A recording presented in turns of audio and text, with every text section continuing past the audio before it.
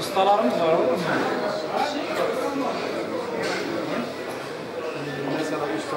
Yaklaşık 10 yıldır bu işi yapıyoruz.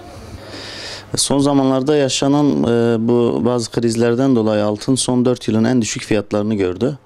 Şu anda bayağı fiyatlar düşük. Buna bağlı olarak da altına bağlı bir talep var. Altının düşmesi bir nebze olsun piyasaları canlandırdı. Yani altına olan talep arttı. Elimizde olan altını olabildiğince müşteriye sunma çabası içerisindeyiz. Şimdi altın ileriye dönük olarak düşünülürse yatırım yapılabilir. Yani altın biliyorsunuz sürekli düşüş yükselişe bağlı olan bir şey. Ki bu da bazen iyi yani. Hani yatırımcının altın düştüğü zaman alıyor, talep ediyor. Yükseldiği zaman elindeki altını satıyor, kar ediyor. Yani bu normal ama son yılların en düşük fiyatlarındayız şu an. İleriye dönük düşünülürse yatırım yapmak mantıklıdır bu fiyatlarda.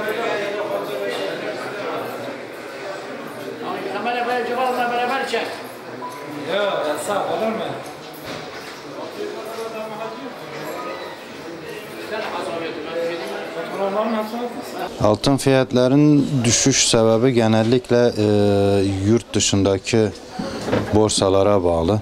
Türkiye ile zaten ilgili bir durum değil. Altının düşüş kalkışı ekseriyeten bu çıkardığı olan savaşlarla endekste.